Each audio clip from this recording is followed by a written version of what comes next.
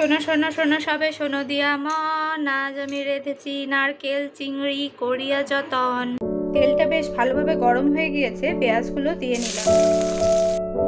দুটো মিডিয়াম সাইজের পেঁয়াজকে কুচি করে নিয়েছি, পরিমাণ মতো নুন দিয়ে নিচ্ছি। পেঁয়াজগুলোকে ভালোভাবে ভেজে নেব।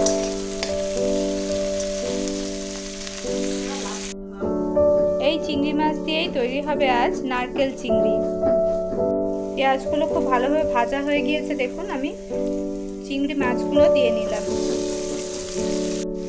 পরিমাণ মতো নুন দিয়ে নিচ্ছি। পেঁয়াজের সাথে চিংড়িগুলোকে হালকা ভাজা করে নেব।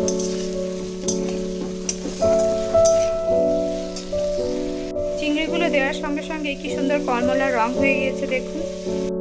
নিয়েছি 10 পিস মতন খালি কাজু আর হাফ মালা নারকেল। ভালোভাবে কুড়িয়ে নিয়ে দুটোকে একসাথে শিলে বেটে নিচ্ছি। নারকেল আর কাজুটা খুব ভালোভাবে বেটে নিয়েছি শিলেতে।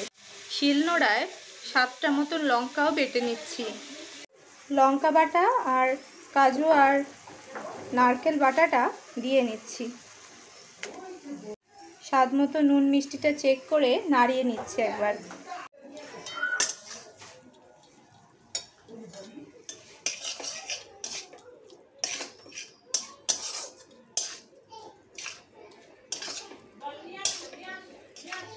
একদমই অল্প একটু করে হলুদ গুঁড়ো দিয়ে নিয়েছি।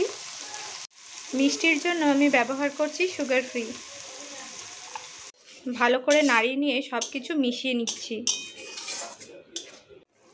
দেখুন এই বাটিটার এতটা জল আমি দিয়ে নিচ্ছি। যেহেতু চিংড়িটা সেদ্ধ হবে সেই জন্য পরিমাণ মতো চিংড়ি দেখে নিয়ে জলটা অ্যাড করে নেবেন। আরও হাফ বাটি মতন দিয়ে নিচ্ছি।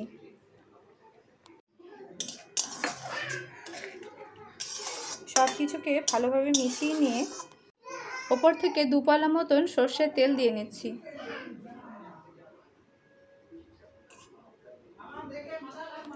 আঁচটা সিমে করে নিয়ে ঢাকনা দিয়ে ঢেকে নিলাম। একদম কম আছে 10 মিনিটের মতন এটা ঢেকে রাখছি। ঢাকনাটা দেখুন উঠিয়ে দেখাচ্ছি, এরকম দেখতে হয়েছে। ফাইনালি একবার পুরোটাকে নাড়িয়ে নিয়ে নামিয়ে নেব। গ্রেভিটার নুন মিষ্টিটা একবার চেক করে নিয়ে নামিয়ে নেবেন। এরকম গ্রেভি অবস্থায় নামিয়ে নেবেন, কেননা নারকেল আর কাজু রয়েছে, এর গ্রেভিটা অনেকটাই টেনে যাবে। কড়াই থেকে একটা পাত্রে নামিয়ে নিয়েছি পুরো গ্রেভি শুদ্ধ মাছগুলোকে। এবারে ভালোভাবে এটাতে একটু ফুটতে দিয়েছি। নারকেলের চিংড়ি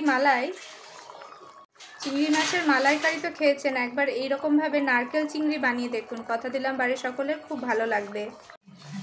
ভীষণ সুস্বাদু হয় এই রান্নাটা। আপনারাও বাড়িতে একবার হলেও ট্রাই করে কমেন্টে জানাবেন কেমন হয়েছে।